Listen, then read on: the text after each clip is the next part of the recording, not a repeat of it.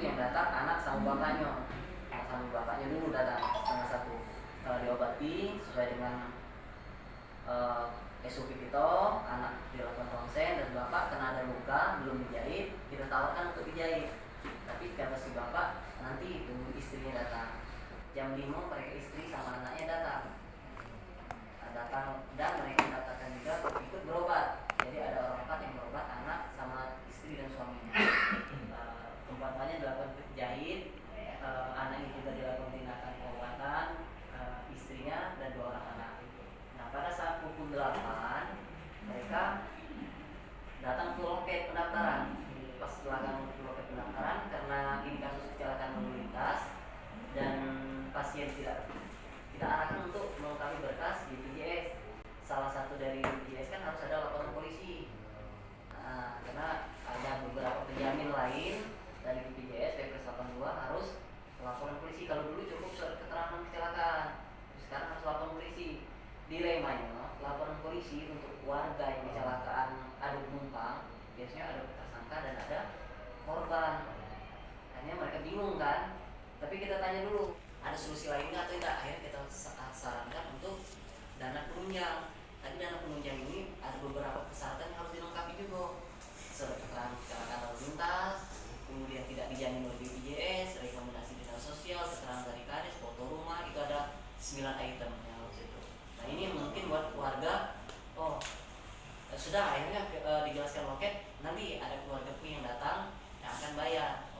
Si tugas loketnya sudah diarahkan mau pakai BPJS ada LP, penunjang melengkapi persyaratan ini. Tadi katanya kita tunggu keluarga, nanti ada keluarga yang bayar.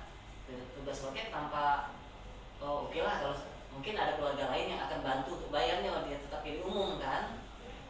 Setelah ditunggu sampai jam setengah 1, akhirnya datanglah si Pak Alfian yang bayar. Akhirnya pasien sudah diedukasi, bisa dulu sudah ngisi pomnya sudah ada di kita, pom untuk di rumah singgah dulu sementara menunggu persyaratan ini kan. Jangan sampai dia balik malam kan ada kendaraan, kita arahkan ke rumah singgah. Tapi belum sempat pasien diarahkan ke rumah singgah, Pak Alfian sudah datang, sudah bayar dan keluarga diantar ke tebing ulang. Nah itulah mungkin sedikit kronologi yang kami simpul dapatkan, keterangan dari keluarga, keterangan dari puskesmas, keterangan dari petugas rumah sakit kami. Keterangan duka. Jadi mungkin yang ingin saya sampaikan, kebetulan tadi pagi kan saya mendapatkan IG seperti ini. Bisa dari staf, saya nggak tahu dari siapa, karena nomornya tidak tersimpan, tapi saya mendapatkan itu. Yang saya tangkap kesannya bahwa rumah sakit menahan pasien, itu yang pertama. Yang saya tangkap. Artinya kesan pemberitaan ini bisa menimbulkan kesan, saya saja membaca sekilas saja saya langsung menangkap bahwa kesannya rumah sakit menahan pasien. Dan padahal instruksi saya tidak ada menahan pasien atau yang lain, semua sesuai dengan prosedur yang ada. Gitu. Jadi pertama, kesan kalau saya mendapatkan kiriman ini dari entah dari staff atau apa, mereka dapat dari IG ya, Instagram ini, kesan pertama adalah rumah sakit menahan pasien. Nah ini harusnya kita klarifikasi dari segi pada waktu kita klarifikasi gitu kan, sebelum kita mendapatkan, karena kesan pertama saja kesannya langsung seperti ini. Nah kalau sudah keluar apa memang benar, kesan itu agak sukar untuk kita hapuskan, pasti kan. Artinya orang yang tidak berkepentingan pun akan berpikir ya, saya yang berkepentingan sebagai direktur saja membaca, menonton, membacanya, mendapatkan kesan ini pasti ada yang salah.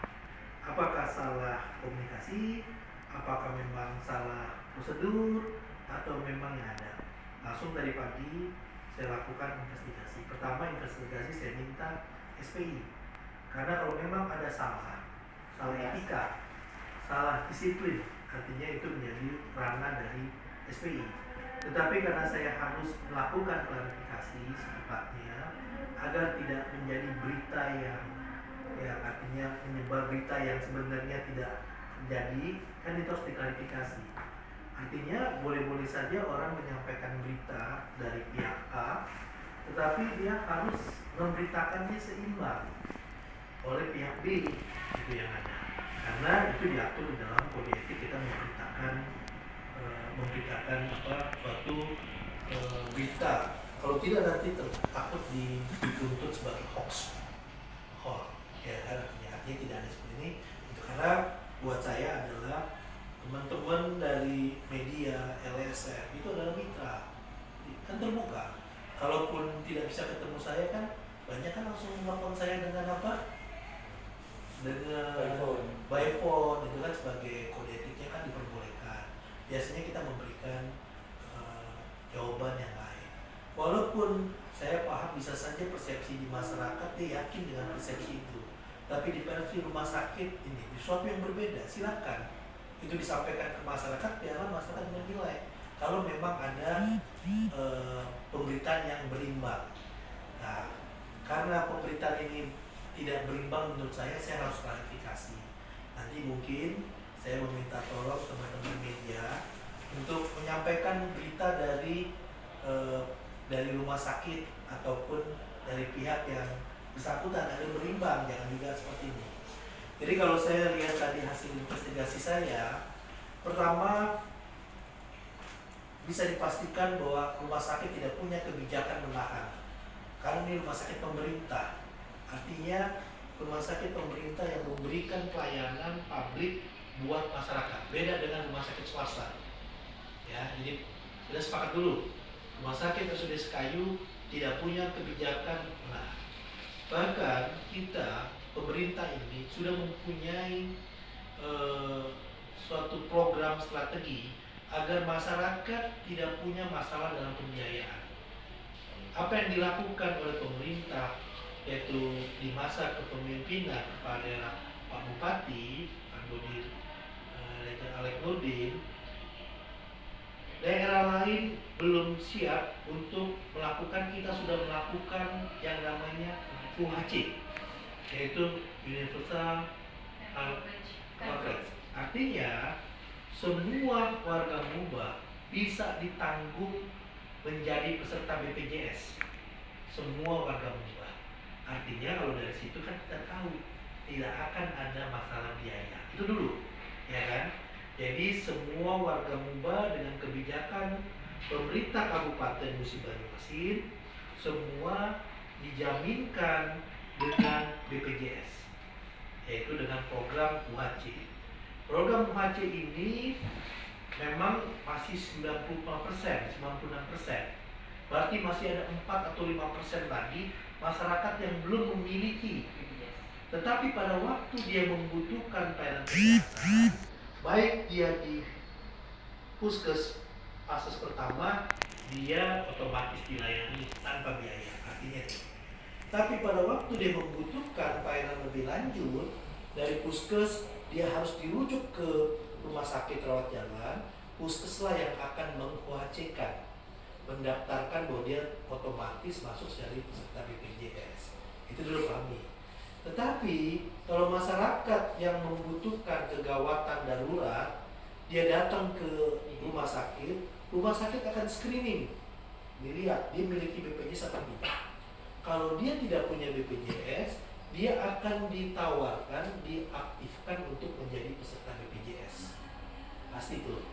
Tetapi selama BPJS belum aktif, dia masih diperlakukan umum. Itu pasien harus tahu gitu.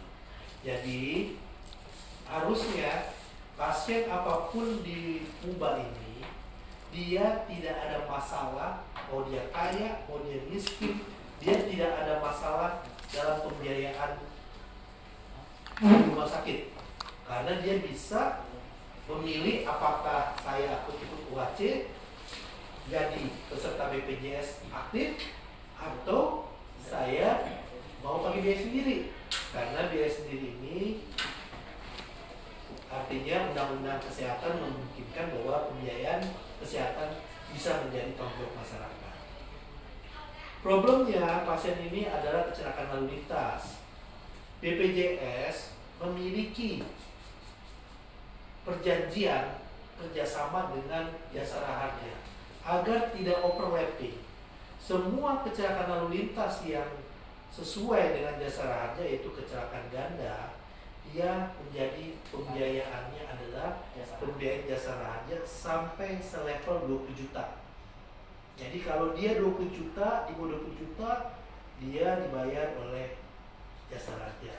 Tapi kalau dia lebih dari 20 juta, 20 juta dibayar jasara harja. Kalau dia ikut UHC, 5 jutanya dibayar oleh BPJS. Tapi kalau dia tidak ikut UHC, 5 jutanya dibayar oleh pasien. Kalau itu kecelakaan lalu lintas. Tetapi karena ini uang negara, ada syarat-syarat yang harus dipenuhi. Syarat-syaratnya adalah laporan polisi. Nah, kalau melihat kasus ini, pasti karena masyarakat kita ini kan masih awam. Dia naik motor berlima.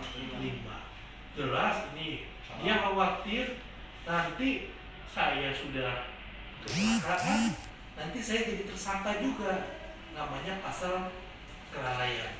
Nantinya naik motor itu boncengan sudah ada dan standarnya. Kalau dia naik motor berlima, otomatis dia pasti kalau ada yang luka, pasti polisi akan menggunakan pasal kelalaian yang ada. Sehingga banyak masyarakat Sumba yang tidak mau melaporkan yang ada. Nah, kalau tidak mau, pemerintah Kabupaten Musi Banyumas juga sudah punya solusi, yaitu dana penunjang CKN. Jadi kalau memang nanti ternyata dia didaftarkan UHC, lalu ternyata BPJS mengatakan bahwa ini tidak ditanggung, keluar surat bahwa tidak ditanggung oleh BPJS, berarti ini ditanggung oleh Dinas Kesehatan, Pemkab Sumba. Bayangin, Pemkab Sumba sudah punya berbagai strategi.